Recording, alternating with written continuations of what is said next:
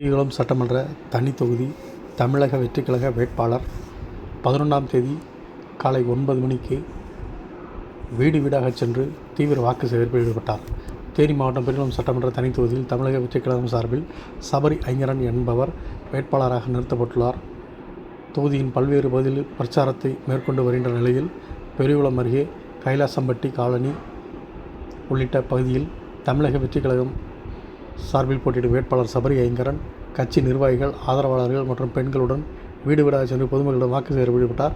பிரச்சாரத்தின் போது தனக்கு ஒருமுறை விசில் சின்னத்தில் வாக்கு செலுத்தி வெற்றி பெற செய்யுங்கள் என தமிழக வெற்றிக் கழகத்தின் தேர்தல் வாக்குறுதிகள் அடங்கிய துண்டு பிரசுரங்களை வழங்கி வாக்கு சேகரிப்பில் ஈடுபட்டார்.